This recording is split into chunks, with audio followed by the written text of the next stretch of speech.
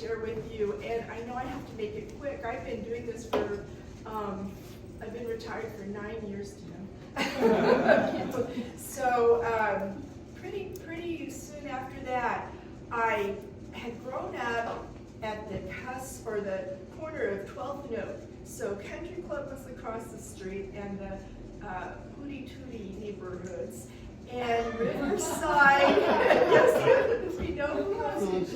And then Riverside and El Dorado is not the Riverside in Wichita. Riverside and El Dorado, literally, I'm not kidding, that's my daughter's mother-in-law. I'm sorry.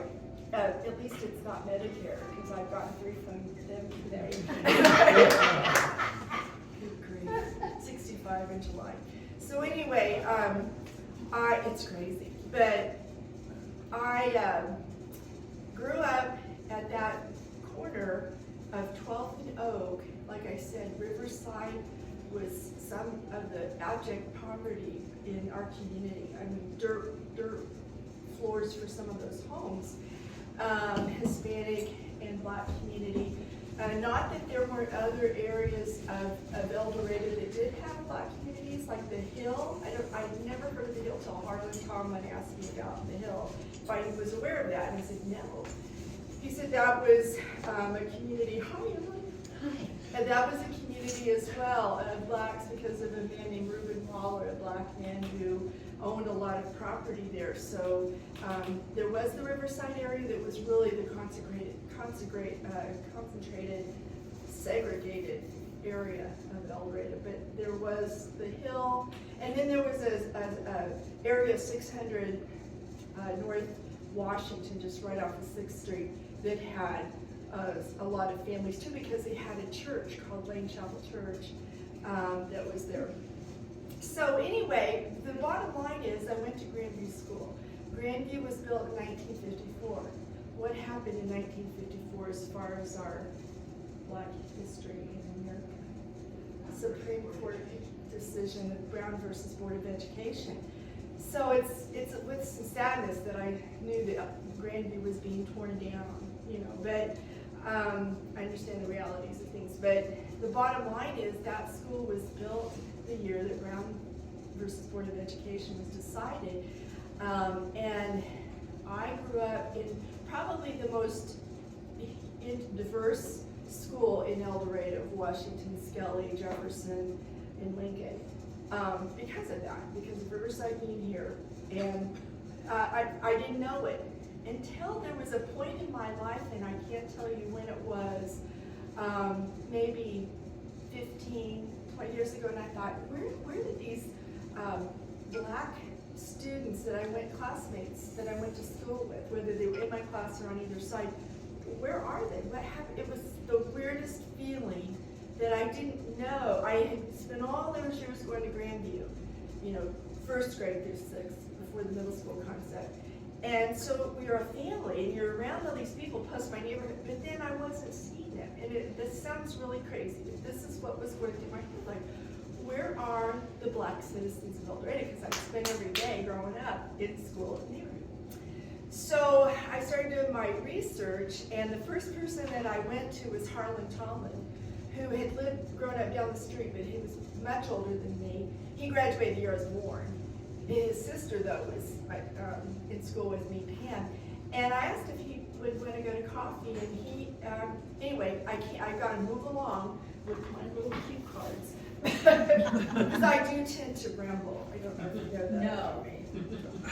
But anyway,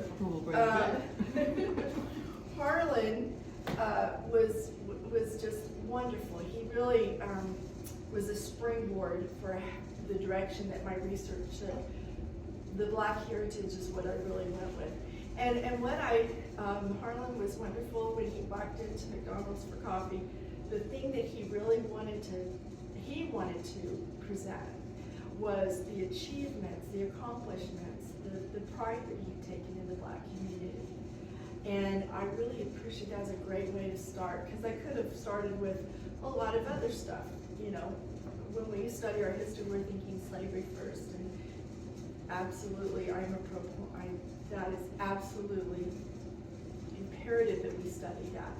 But from my understanding in my community, I'm glad that I had somebody from that community that wanted to help me understand the people that he really wanted me to know.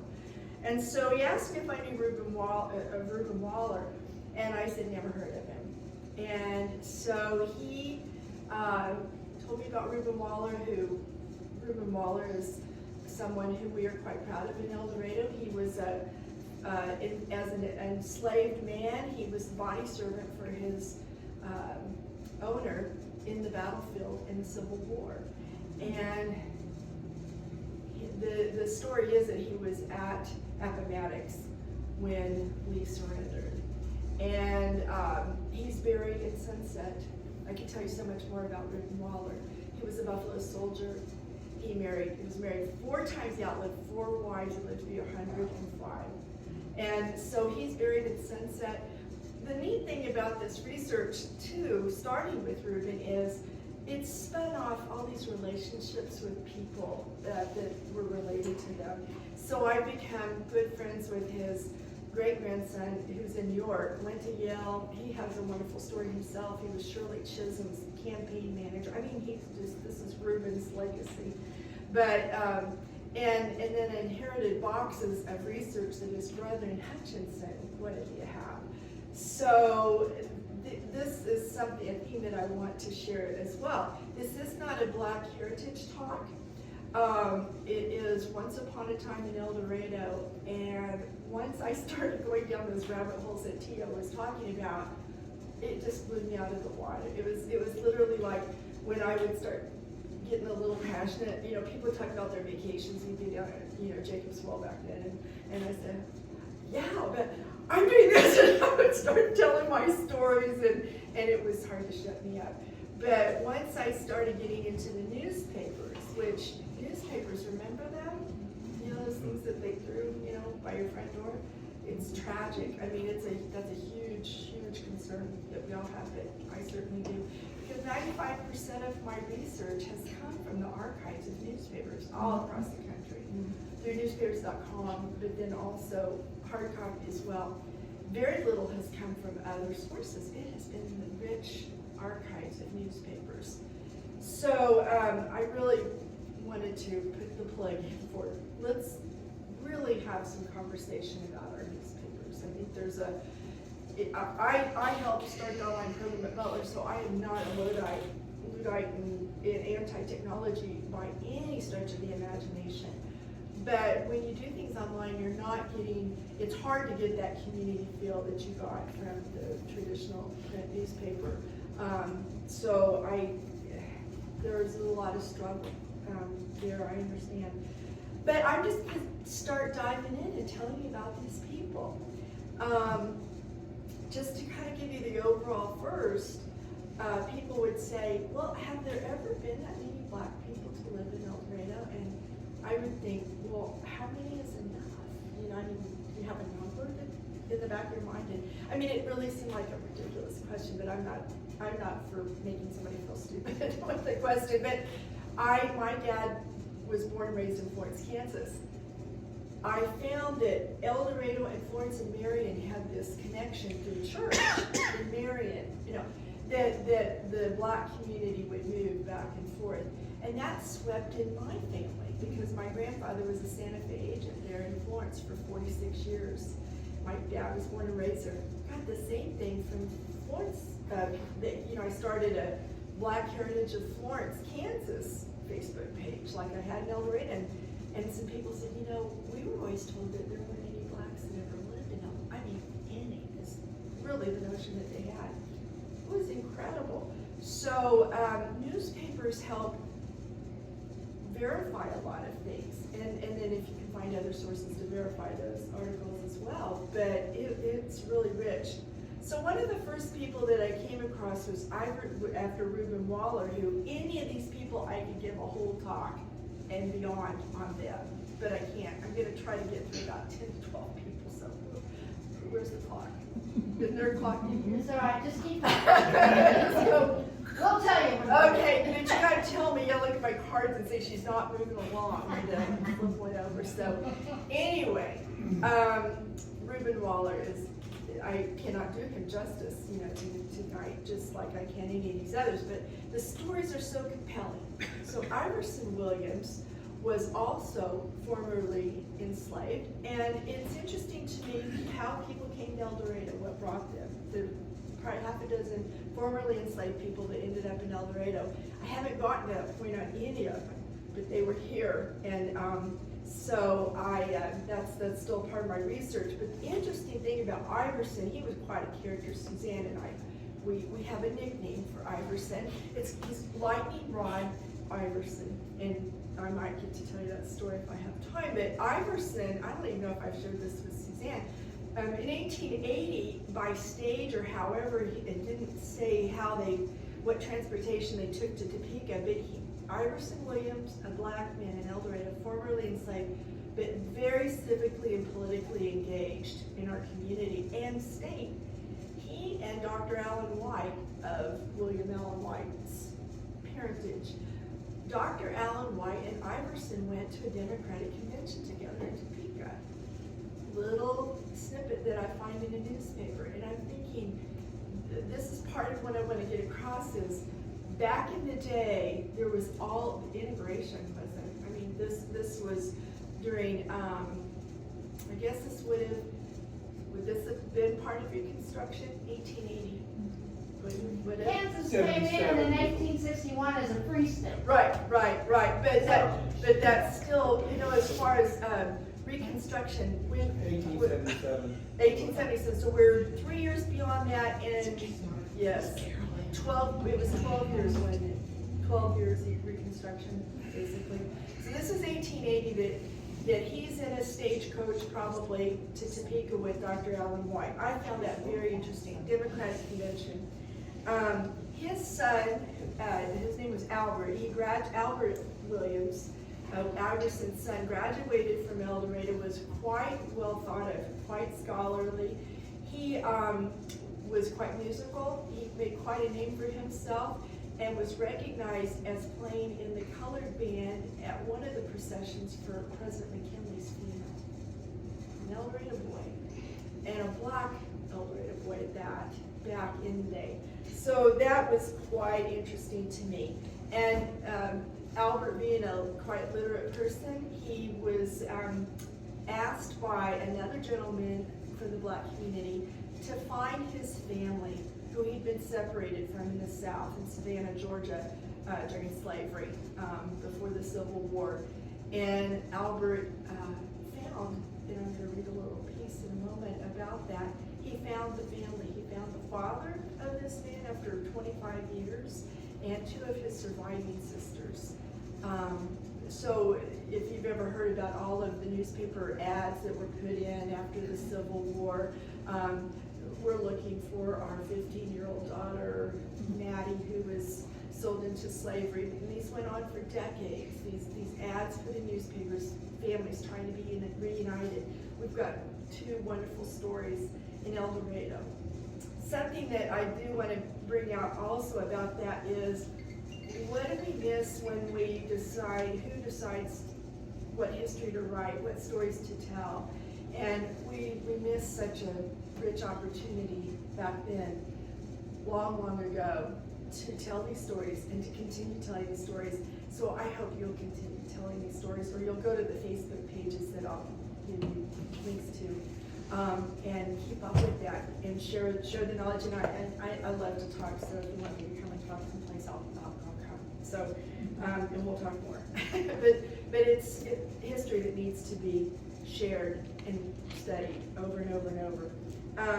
Iverson Williams is buried in Bella Vista Cemetery, but he's in an unmarked grave. But the sexton has shown me he's there, but the grave is not marked. The interesting thing about him being buried in Bella Vista Cemetery, once again, I grew up at the other end of Bella Vista Cemetery, at the other end, closest to Country Club. It's still in Riverside. I always assumed Bella Vista meant, because all those people, that's my perception was Riverside, the poverty-stricken area of El Dorado. No. Riverside, back in the day, in the late 1880s, was going to be a separate city from El Dorado, literally. And the whole plans were to have brick streets, and they already did have a 2-story brick school called Riverside School. There were plans for a university that were going to be further, I think, north and east of that, but there were going to be there were woolen factories, brick factory, all of this industry, and a public square that was going to be kind of like Gordon Park was going to be there. And if you drive past Dillon's and the bridge and you're going north, and I think that's 8th Street, you turn right there, you'll see off to the left, there's just this undeveloped, I don't think ever been any houses there.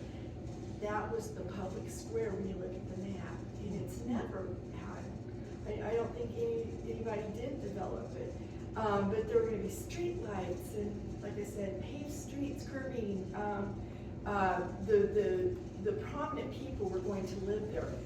That's part of my research as well. What was it? They did a little bit of drilling. They hit salt water. They decided, this isn't where we want to develop and plan. And so the Elliots, who I would like to call out my friends Ned and Gail, their son Ted.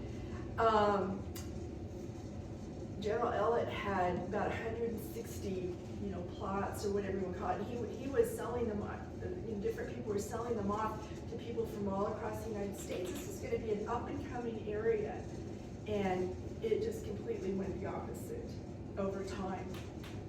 And so to know that there were some blacks that were buried in this, but the cemetery was built on that promise that it was going to be the prominent area and all the prominent names. Most of them, that's where they're buried, the Frasers, the Elliots, the Adams, and so forth. And then these black citizens. So that tells me that they were quite thought of at the time, quite well thought of. And like I said, Iverson was civically and politically engaged, so he had some respect from the community. The next man that I came upon fairly early on was Wesley Law, John Wesley Law, once again, formerly enslaved. He's the one who was taken from his family at age 8. He lost all of his family during slavery, and he enlisted the help of Iverson's son, and Iverson was able to find his father and his 2 sisters. He is buried in Bella Vista with his wife, unmarked graves once again, but proven by the sexton that they're there. Exactly, I walked right where they are. Their twin infant, son and daughter, died in infancy. Their stone, a joint stone, is there. But their parents are there somewhere, but not with marked graves. But the sexton, there's proof, plus in the obituaries, it says they're going to be buried in what was referred to as the East Cemetery back then, not Bella Vista. The West Cemetery then is what we call Sunset, and that's where most of the blacks were buried. So whoever was black and buried in Bella Vista back in the day, they were pretty well thought of. Well, John Wesley Law, he was on the Hook and Ladder Company, which was before we had a municipal fire department. And they were, and he was not the only black, Albert Monroe was as well, another black man. But they were, this is quite a deal. It wasn't unique to El Dorado to call something a Hook and Ladder Company. Other town communities, has anybody ever heard of that, a Hook and Ladder Company? And so they've been, I don't know how many other communities did this, they were really into it as far as climbing up a ladder fast and how the expertise of doing different things, running a hose or whatever they had. And they would go to competitions like in Newton, the Hook and Ladder Company. So the history of fire fighting is, it sounds really kind of dry, but it really is interesting when you put people behind it. These people are what makes these stories come alive. So they would do competitions, the Hook and Ladder Company. He, like I said, is buried with his wife Fanny. They were very engaged in the community as far as a lot of it was through churches. There was the colored, and they did refer to it as colored Baptist Church and the Colored Methodist Church, Colored Methodist Episcopal, and then back in the day, it was referred to as the Second Baptist Church. That was the black church, first being whites and second being the blacks. And so John Wesley and his wife Annie Law were quite interesting to me as well. What I do with each of these people is I find it is I have a folder on every single black person that I come across through the years. So I have 4 file boxes filled with about 600 folders, and that's just up to 1930. So I'm going back to 1860 because the first blacks who really came to this community were in Chelsea Township, about where the Dam Fest is, and that was a man named Reuben Gaskins and his family. So once again, I can do a whole talk on that family alone. But the next person that was really interesting to me was, once again, an formerly enslaved man, James Godfrey. And he came to El Dorado, I think, in his 50s. And so I had the feeling his story is quite sad, because I think he came alone, whereas the others came, with men, as far as they came with a wife. I think James' story is quite sad. He ended up marrying, though, the widow of Iverson Williams. And they lived in the Riverside community, so that was a little bit unique too, because that was still when it was more of the prominent. And he was just very beloved, both he and his wife, Mary.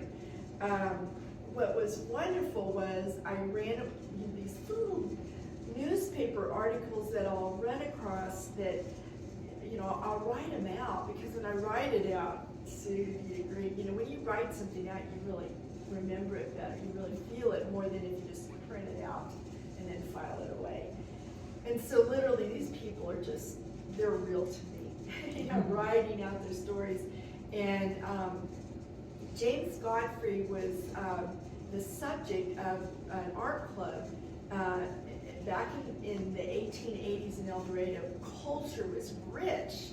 They had a Shakespearean club. They put on Shakespearean plays at the Ella Opera House.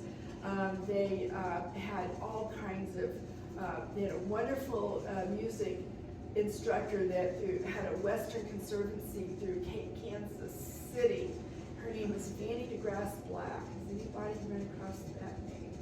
She was quite something. She was a Canadian, and she just brought this incredibly rich culture to El Dorado, and it included Shakespeare. And they have the Shakespeare Club. They put on plays. She would buy, or I don't know if you can rent at the time, but somehow she was getting these extravagant costumes from New York for these plays that were put on at the Ella Opera House. I mean, I have a photograph. There's one, I think, in Clintworth or Rolla Climbers, one of those mustard gold books, on the Kingdom of Butler. There's a wonderful photograph of this Shakespeare troupe that was here in El Dorado, but in these incredibly elegant costumes. So anyway, James Godfrey is asked to, there's an art club, that's part of the culture too, and he's asked to sit for the art club, and they do his portrait. So, and I meant to get this out of the library, but Jessie Mary Kugler, who became quite famous, I think is known for the first contemporary art gallery in Texas, I think. Is that right, Suzanne? She was one of the art club members, and she did a charcoal portrait of James Godfrey, this black man I'm talking about, and a woman named Stella Baker Armstrong did an oil, and Stella Baker gifted James Godfrey with her rendition of his portrait, and was so proud of it and framed it. So Stella Baker Armstrong became very interesting to me as well. More on her now. James, once again, buried in an unmarked grave in Bill Vista. So they're about 8 like that in Bill Vista. Stella Baker Armstrong, oh my goodness. This woman was something else. They were like this with the Hazlets, with R.H. Hazlett and his wife. And they, it's terrible to say his wife, was it Isabella? Yeah, Isabella. And so they, Bill Galvani, who's writing a book about the Hazlets, I knew Pam, not really Bill as much when they lived here in El Dorado, but when he came to do the talk about his research for the book he's done on the Hazlets, we struck a friendship up that we've kept up with. They're in Italy, don't feel sorry for them. They're in Italy right now. And he sent me, so he says, now he's, so I'll send him things, he'll send me things, and because his interest is Hazelitz, and then I let him know my interest was the Armstrongs, and he knew about the Armstrongs, but not much. But anything that you get adds to the richness of the book you're writing, and so we've had fun doing the back and forth. Stella Baker Armstrong was married to Frank Armstrong, who was one of the beloved doctors here in El Dorado. And they came from Ohio, and they never had children, and they really, like I said, became tight friends, the tightest of friends with the Hazlitts. And so that really interested me because, of course, the Hazlitt name was familiar to me in so many ways. I grew up going to the First United Methodist Church, so the Hazlitt house became the safe house in these later years, the past 33 years. The stone from that came from the courthouse that was taken down when the new one was built, including the garage. And so that's really neat when you know that things were repurposed. We could call it that back then. But Stella Baker Armstrong was in art. She was a tennis player. They had bikes. They were cyclists when cycling first came in and hit El Dorado, and there was a cycling club. And when Frank would need to go back east to medical conventions or to do continuing education, I doubt if they called it that back then either, she would go and she would do art. She would go to Europe and she would study art. So she was quite interesting to me. So I would divert from my Black heritage long enough to study Stella, because she just had me. This woman, I could just find a plethora of information in the newspapers. At any given time in El Dorado, you had at least 3 back then, newspapers. And so Stella Baker Armstrong and the Hazlitts were high society in El Dorado. And this was a woman who followed her man where he went. So Frank, I don't even know if he hit 5 foot. I look at these pictures and he was like a really small man. And he was in these Shakespearean plays and so forth. And he is given an assignment that he accepts to be a major surgeon in the military. During the Spanish-American War, he's not in it, but his regiment is stateside. I think doing some training. Clint and I were kind of talking about that earlier. He wasn't involved in combat. When he ended up in the Philippines, it was after there was an American victory. And he was there during that time, and then, but I was just so shocked, why would this man, he'd been sickly before, there were times that they talk about him being so sick when he was here in El Dorado. He came to Kansas because he was sick. He was recovering from illness. He was not a well man, so how does this man decide to join the Army and take on this huge task? And there's even an article I read where he had shared with somebody, I'm not going to make it back alive. So that might have driven Stella's reasoning too. I'm going to go with you then, because if that's how I'm going to spend the last days of your life, I want to be with you wherever that is.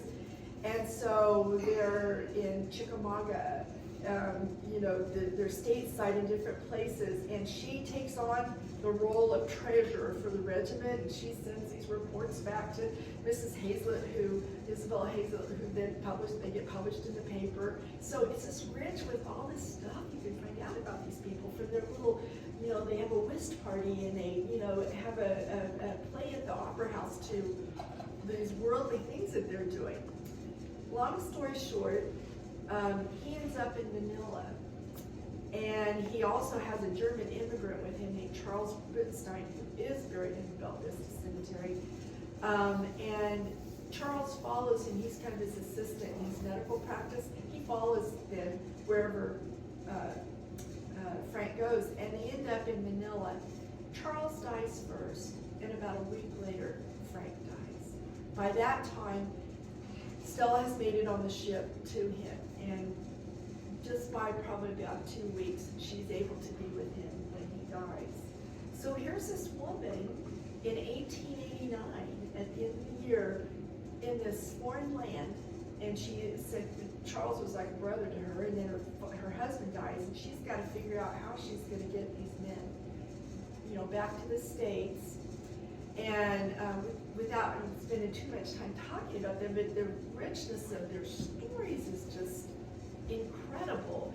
And when I found out that Stella was the one that drew the picture, painted the portrait of James Godfrey and gifted that to him, that was where the research comes together. Something that you run across maybe 5 years before that, and then all of a sudden it's like, oh my gosh. So this came about all the time. These connections were just wonderful. Frank is buried in Arlington Cemetery, a beautiful stone. She went on to marry a Georgetown man, a widower named William Wheatley, and went to the White House and very high society in Washington, D.C. She moved up for sure. And she and her husband are buried in the same cemetery that Abraham Lincoln, when his son Willie died, and he was, you know, in office, in the presidency, and they didn't want a permanent, where would that be for sure? And they wanted it nearby. He's buried in the cemetery just outside of Washington, D.C. Temporarily, he was in a crypt that they borrowed the space for their son. That's where Stella and her second husband are buried as well. And then, of course, Willie, after Abraham Lincoln was assassinated, and Mary moved on, and he was taken from that crypt. But temporarily, he was in. I don't know if you've ever heard that story. And if you like book recommendations, Lincoln and the Bardo is a book that you definitely have you read or heard of Lincoln and the Bardo? Get this book. It's a novel by George Saunders, and it's about Lincoln when his son dies, and he is so. Can you imagine? You only have the highest office in the land, and you're supposed to be dealing with a wife who really has mental illness, and then the son dies, and it is a fascinating novel. Maybe you can listen to it on tape, but I literally go to Bella Vista, and I call it, in no disrespect to that cemetery, but I call it the Bella Vista Bistro, because I'll get my taco salad or whatever, and I'm like, these are my people. I know these people, and I'm like, and then my daughter will call me, and you know, well, what do you do? Well, I'm at Bella Vista Bistro, you know, and doing some research, and so anyway, that book, Lincoln and the Bardo. It's one of those books where you think, I know I can just totally picture the scenery in this novel. Lincoln and the Bardo, great novel. So anyway, I'm not showing my pictures that I wanted to show. So I got a paramedic here. No, it's okay, I'm sorry. I should have turned the volume down. I'm so sorry. I have things that I want to hand out to you to take with you, because to read them, it's okay to hear it, but it's something I really want you to take away and have. But these are just photographs that I'll just pass around. This is Frank Armstrong. Now look, this is the man that went into the military and served as a surgeon, but you can just tell he looks petite, just even in his portrait. I think that his wife, I didn't even think about it till today, I've had this forever. I just wonder if the art club did this sketch, because there could have been a photograph, but this is what was in his obituary and other write-ups. And so it could have been Marion Kugler that did it, because she did the charcoal. Stella was more in the oils. This looks more like a charcoal. But anyway, that's Frank Armstrong, friend of the Hazlets. At this point, I want to read something that tells about this reuniting of these families after slavery that I was talking about before I go any further. This tells the story of, Wesley Law, who enlisted to help Iverson Williams in finding his family. And this is how they wrote back in the day. The heading of the newspaper article is quite a romance. A romance in real life came to our ears today. Wesley Law, colored, of this city, left his home in the South when only 8 years of age, and since that time, 20 years ago, has not been able to obtain trace of his family. For a year past, Albert Williams has been corresponding with parties seeking to discover some clue, and last night he received a letter from Savannah, Georgia, conveying the needed information. Wesley's father, now an old man, is still living, his home being in Savannah. The mother's dead, also 3 of his sisters, 2 yet still alive. Wesley will take a trip back to see his father this summer, and the meeting will doubtless be an enjoyable one.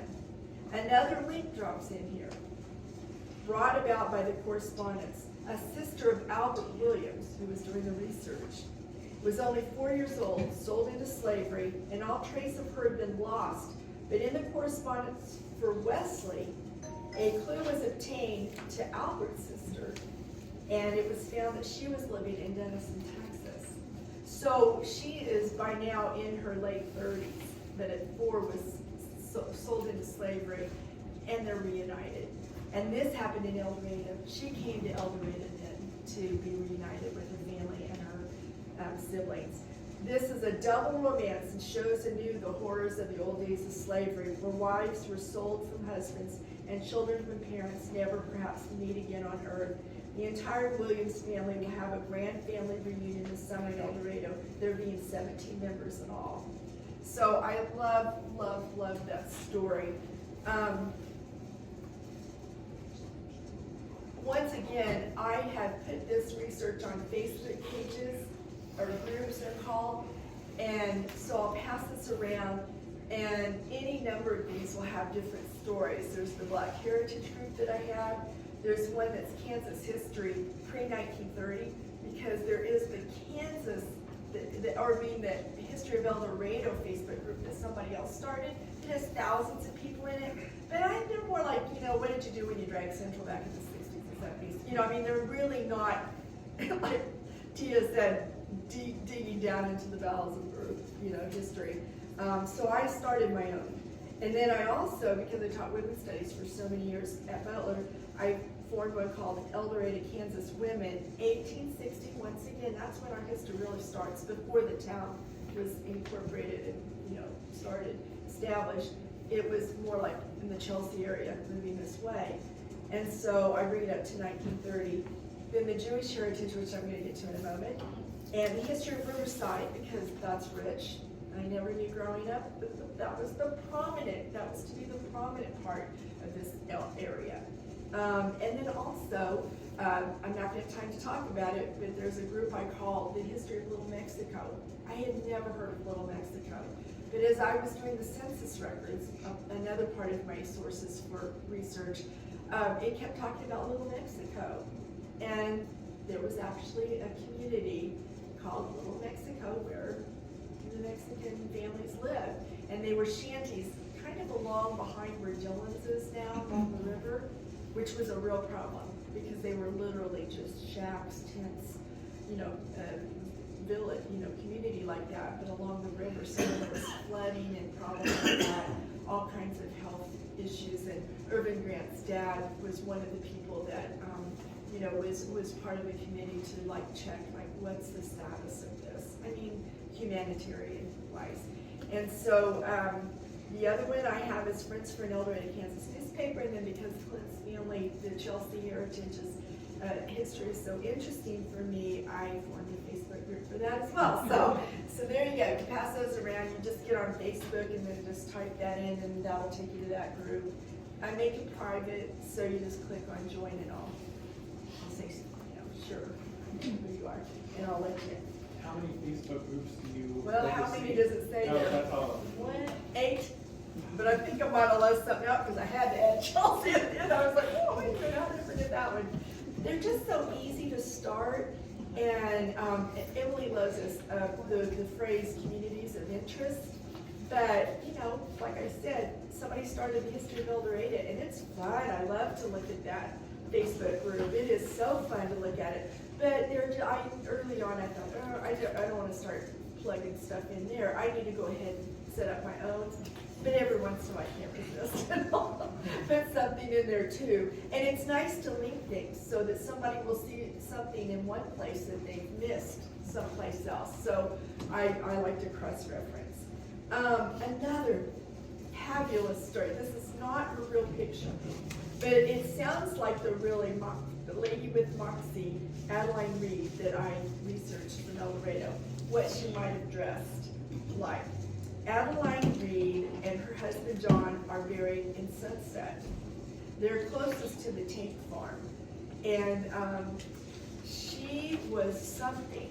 In 1892, she decides she's going to buy a first-class ticket here in El Dorado from the agent at the depot to go to North Carolina. How am I doing on time stamp? What does it say?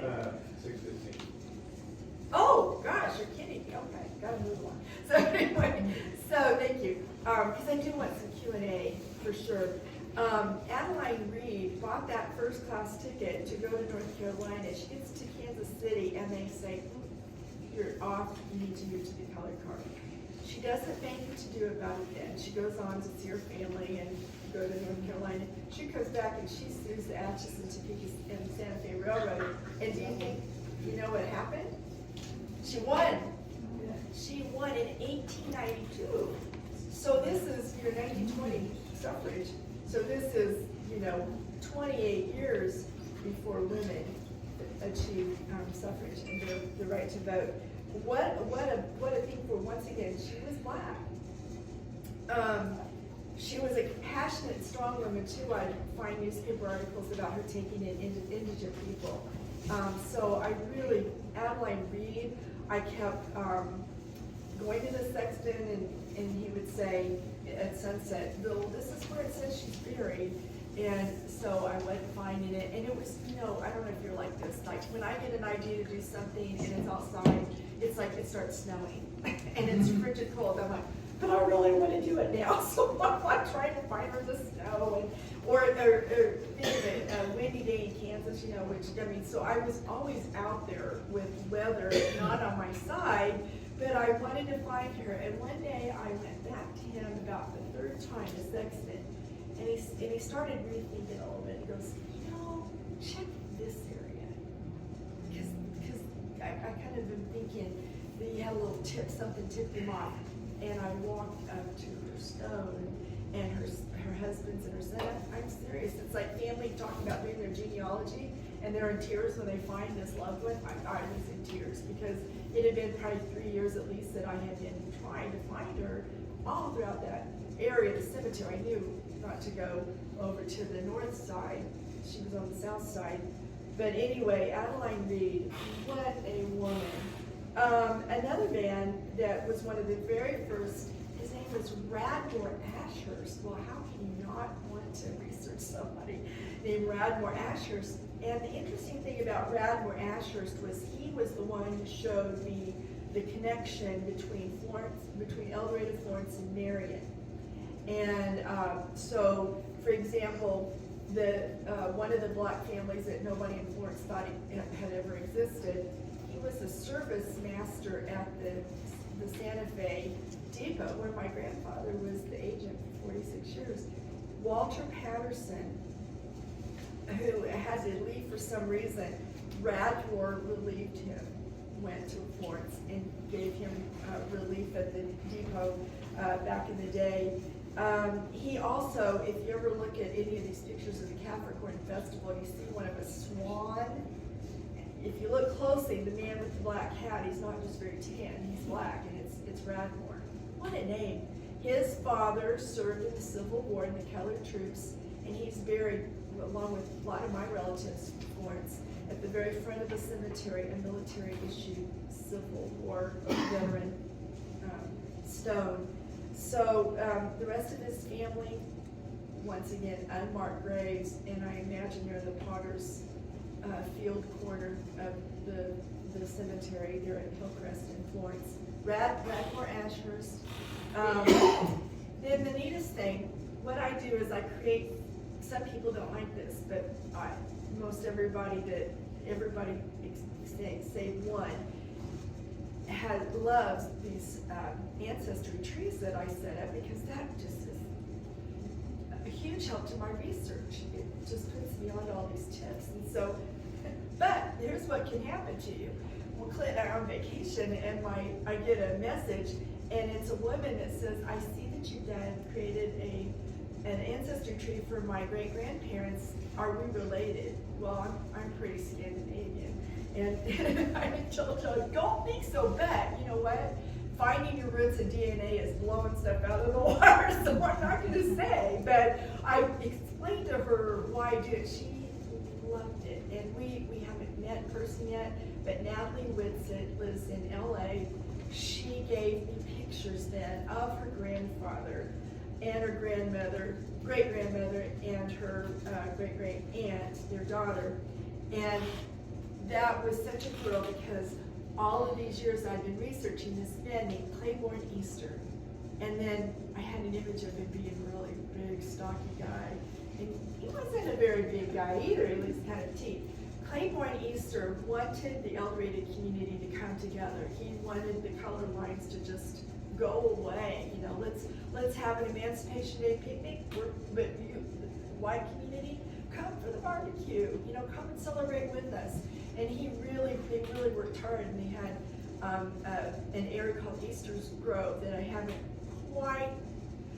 I kind of pictured a little bit east of the fairgrounds, the current fairgrounds. But at any rate, he wanted to bring the community together. And he was quite a gardener, and he'd ship crates of tomatoes on the train to Wichita, to restaurants in Wichita. I mean, he was just a really cool guy. So that's Claiborne, and here is his wife, Mary. These are compliments of their great-granddaughter who contacted me through Ancestor, which decided had created a tree. Are we related? Well, we feel like we are now. I mean, she's all the time telling me, thank you so much. It's just really affirming to her. And then this is Fern, their daughter. They have 3 daughters. So, after they had been here about 3 years, one afternoon, some drillers, this was in 1916, a year after the Stapleton, the oil had been big time discovered. And there was an incident that I've talked about in my Black Heritage Talks, but the basic thing was white mob terrorism drove out 250 blacks. Every person who was black was at gunfire. Women, you know, taking their children and running to the woods like rabbits. They were going by private car, they were domestics, and the families that they cared for were getting them out of town or sheltering them, you know, safely in the house. And just destroyed the black community of their homes, their businesses. You know, they had shoe shining parlors, which is where the incident first occurred. It was written about in papers all across Kansas, and I found about everything. Single one, I found so many of them.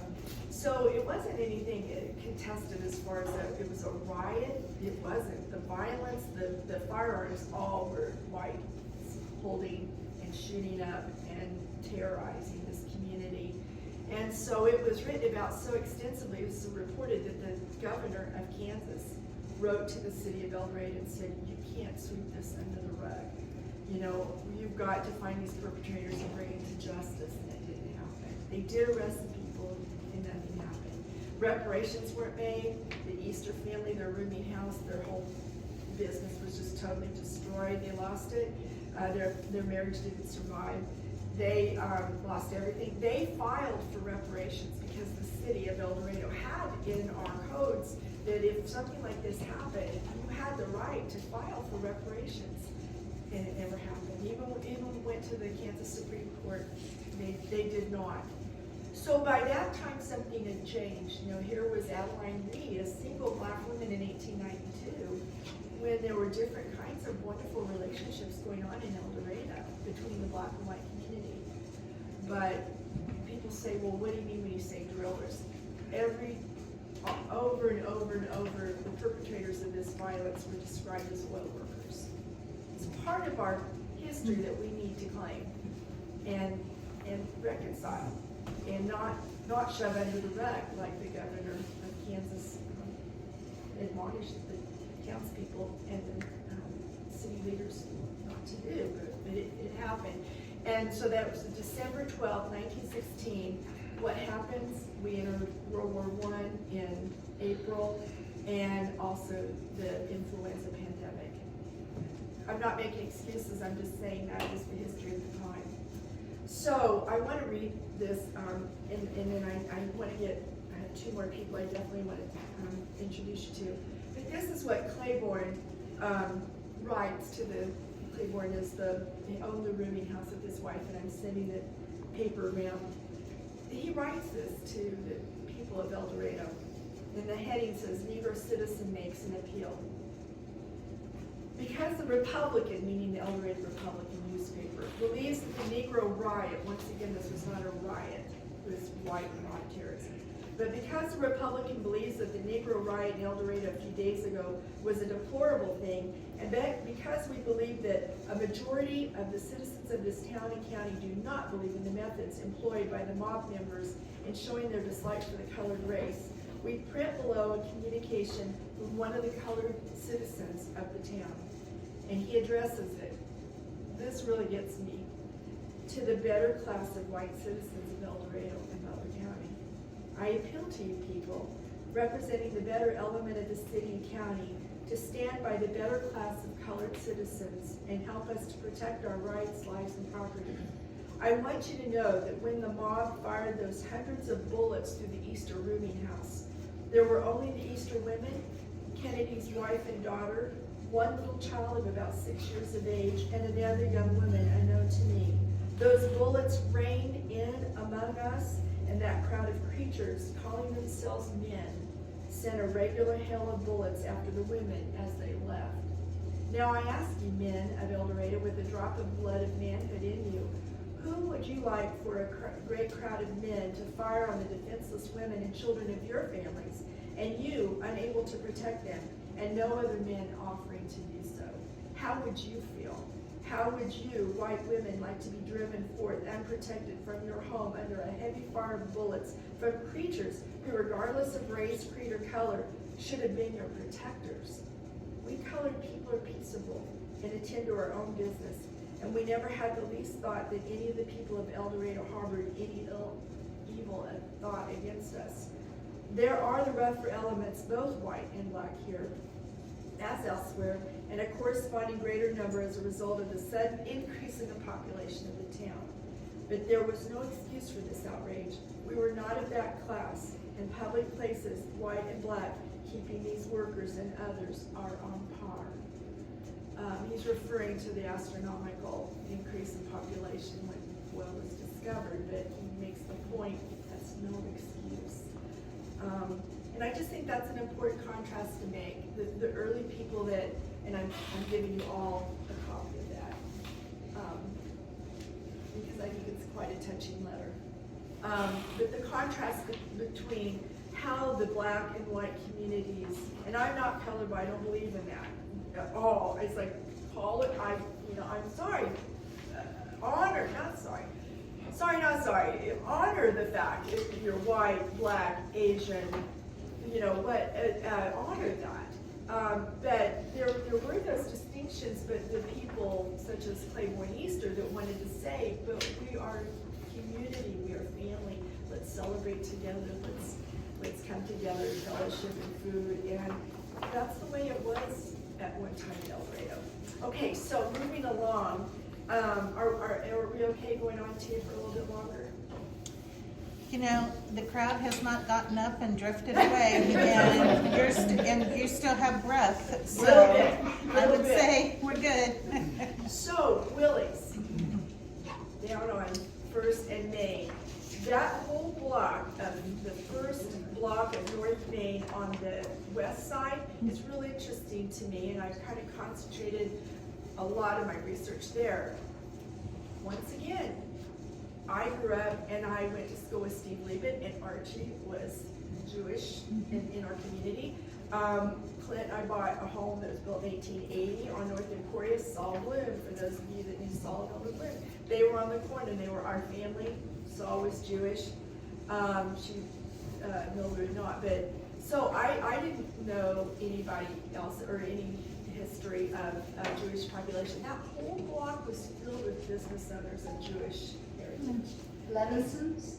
The Levinsons is what I started with. So And that's another thing that's interesting. So the Levinsons is the building that wraps around the old Traumas building, the Farmers and Merchants National Bank. Well, that L shape was a blueprint for every corner other than where the Walnut Valley Bank ended up being on the corner. That L-shaped blueprint was also across the street, wrapped around Hammer Lines, if you remember the Hammer Lines building. Then across the street where Interest is now, same thing, the parking lot throws you off. But it had the L shape. Stop scrapping around. What's that? Stop Yes, scrapping around. yes. And so that's really fascinating to me. But back to Willie's, before it was Willie's, before it was Willie's. This man is Jacob Siegel. He was he was an immigrant from Russia. He came from Davenport, Iowa with his family, young family, and full of promise, and really got civically engaged, successful in oil. He had family that was in this community, that kind of drew them and kept them. But he built that store. And he built it, I think, in like 2 parts is kind of what I'm getting. So he came in 1917, the year after oil, or after the terrorism, 2 years after oil being discovered. But he built that store, and then with World War I and returning soldiers, he built onto that to have like a rehab type housing for these soldiers to come back and have shelter and healing.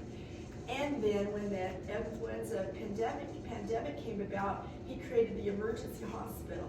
And I think that door on the side on First Street, my stepdad had a town so I spent a lot of time in that building. That door, I think, might have led to the stairs, going upstairs at one time before it was changed the way it is now. And I just imagine the emergency hospital. It was state of the art. I mean, for these people that were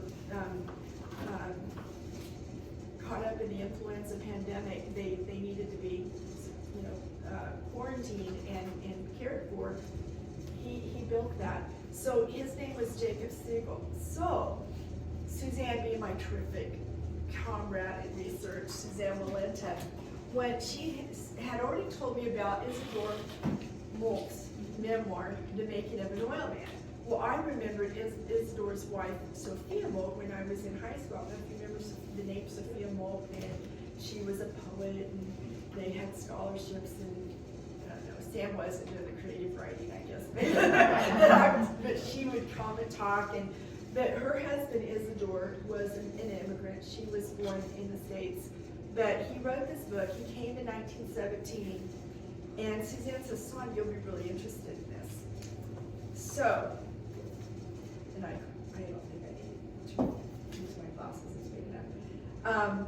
Isidore is writing about this incident as a Jewish man, once again immigrant from Russia. I had more time now to observe the machinations of the Ku Klux Klan, which was at its height in El Dorado in the fall of 1922, when the Klan put up a blazing cross on the Siegel building. Willie's picture, big electric cross, not Bernie, but electric cross. And announced a meeting to be held at midnight. I was there. The speaker asked the audience, what race came to this country to merely make money? And one man answered, the Germans. Another one said, the English. And the speaker said, I don't mean a nation. I mean what race? Nobody answered. He had to answer himself, the Jews. El Dorado was a peaceful town. He'd come the year after that, white mob violence. Already shoved under the rug. But he was Jewish, and for him, it was peaceful. There at that time. There were no riots, no disturbances.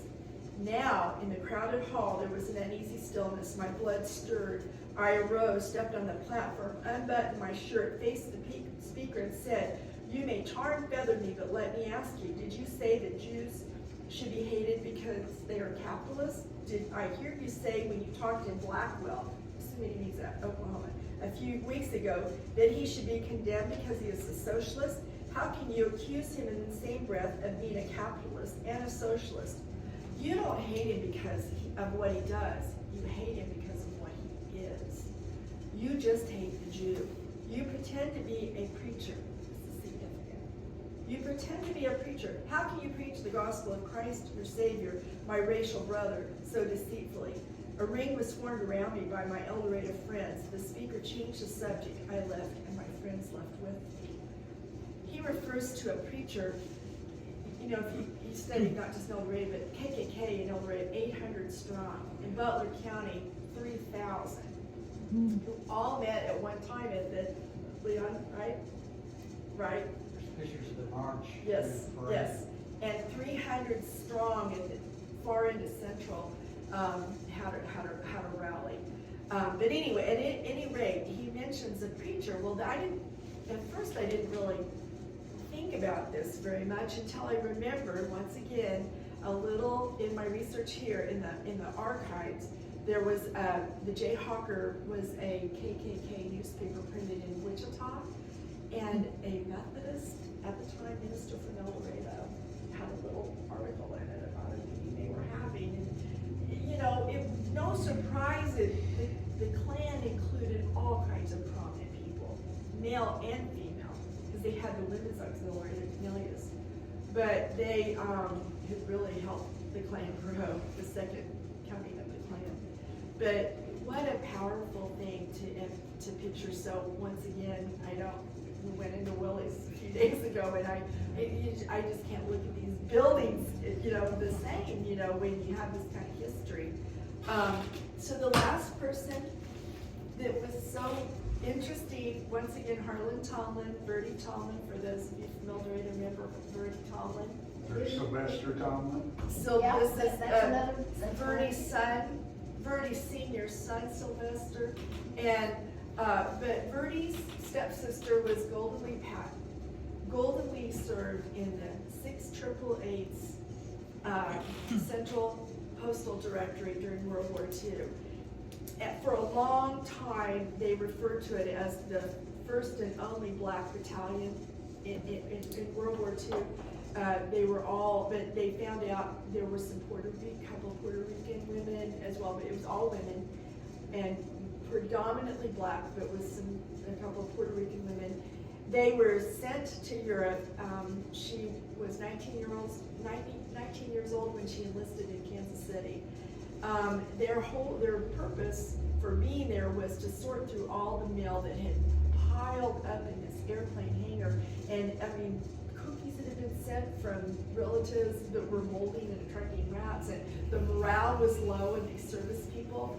And the government, the military said, you know, we've got to do something about this. And so they formed this battalion of women, and they were called the 688s. There's a movie about it, the documentary where they are also in, it's Fort Wallace, isn't it? Is it Fort Wallace?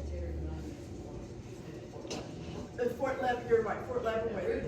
Yes, they're Fort Leavenworth, so that's another road trip I need to take. But they are just now, in the past couple of years, getting the notoriety. She's buried in Sunset Cemetery. So I called the Legion a couple of weeks ago and talked to Mike Maloney, and I said, I figured he didn't know about her, but I said, and she has a military marker, but there's never been anything acknowledging her service in this way, that she was part of the 688 Central Postal Directory. So I said I would love to see her recognized and honored for that. So her name is Golden Lee Patton, and she is Bertie Tomlin's stepsister. Her father married Bertie's mother. So these are some of the compelling, like I said, some of the compelling stories that I wanted to share with you. But I wanted to see if you had any questions. Sue? I'm interested really in, well, all of it's been very interesting. Well, I'd like to know more about Golden. She died in a car wreck in Wichita, and she became a nurse, I understand. I don't know what her employment was, but she worked at a hospital and was killed in a car accident on her way to work, carpooling. Well, I wondered, you know, I read that one book that you had recommended. Yes, right. And I wondered her reasoning to join was a lot of them joined to get money so that they would be on the GI Bill too and go to school, right? I mean, this really touched me. This was 1966 in El Dorado. This was the year, just the same months, period of time that the Murray and Turner family were killed in a car accident, drowned. The grandmother was learning how to drive, and her daughters and grandchildren, I mean, it was horrible. The family that drowned at El Dorado Lake back in 1966. Goldie died. My dad was killed in a car accident then in June in 1966. It was incredible. Those three for sure. It seemed like there was even another incident. I thought, I just can't imagine what, I was living here. We had just lived here a couple of years, but of course I was a child and it was my own family story, but I went to school with the children that drowned in that car accident. They went to Grandview. They lived in Riverside. And it was just, and the funeral was held in our cafeteria at Grandview. Yeah. I'll never forget that. But Golda Lee, look at that smile. And so Sue's referring to a book. I don't have the title right, but Gerald Haynes' daughter had suggested it to me, and it's a fictionalized account of the women that were in the 6 AAA postal directory.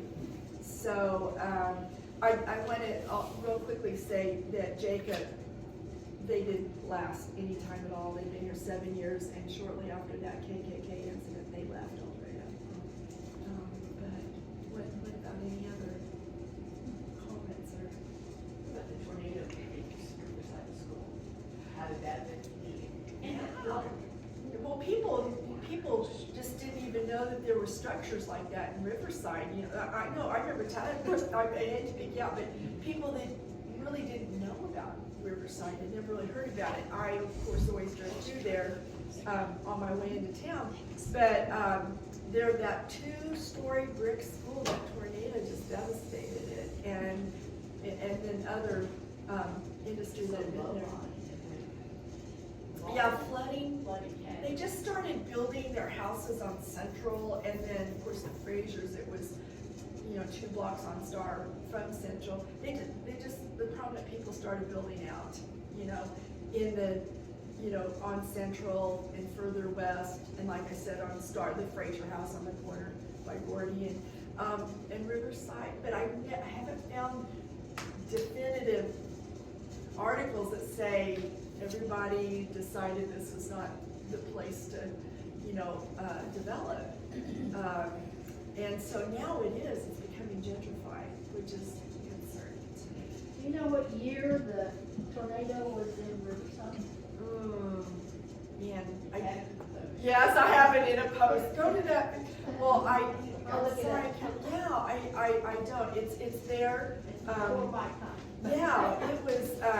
The time that they were really building this up was in the late 1880s and 90s, and so it was before the turn of the century. I think the tornado was before 1900? Yes, yeah. I'm pretty sure it was. That's one reason I don't remember. So what affected the oil then, when they came up with all the oil and brought all these additional people in? What did that do for pushing out the workers? That's, Oh, you mean workers that already existed in El Dorado? I don't know. That hasn't been the direction that my research has gone.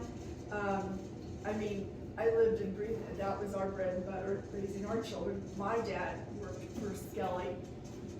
So, but I can't tell you. We were told one time to go out and we had this, remember this, Connie, that big old concrete building we had right just north of the refinery? It was a storm shelter deal. Oh. And we were told to get rid of everything that was in there.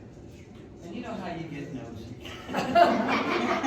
And they had all these records of people that talked like they were making 10 cents an hour as a bottle washer, and it was, and the sad part is, what we should have thought about was it should have came down here. Right, I was just thinking Suzanne's worth. But back then, it was just, let's just get rid of it and go on, but it was amazing the stuff that went through. Wow. And it was moldy, mildew back in there. Yeah. Oh, man.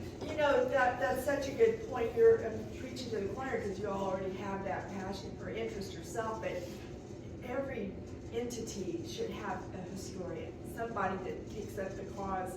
Let's keep this collected. Let's figure out how to archive it, digitize it, whatever. But whether it's a church or a school, and people always think, well, it makes sense here, and then we look at the small space that they've had here at the museum and hard decisions they've had to make, but at least, you know, somebody take it upon themselves to, you know, try to save things, but I'll write that down and, That would be Yeah, interesting, to yeah. see if they gave it to somebody, I'll bet it all got burned, I think it's proper, but yeah, you're right. and that's a shame. yeah.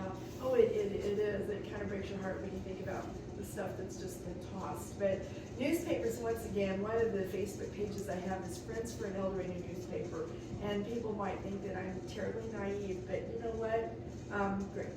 More spectacular things have happened than to start the presses again. And there was a man, he teaches in Louisiana, they tried to get him here at the museum, but he is a professor, assistant professor. He went all the way across the United States and specifically Kansas, spoke in Mattville Green summer before last about the sad status of newspapers. And sometimes he showed up at a town that they were celebrating 160 years of paper closing.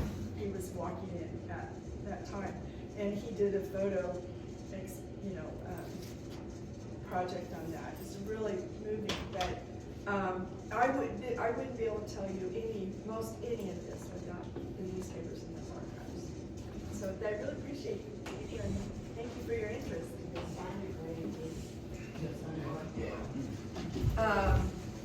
I just kind of have created some ideas myself, and so I would have to look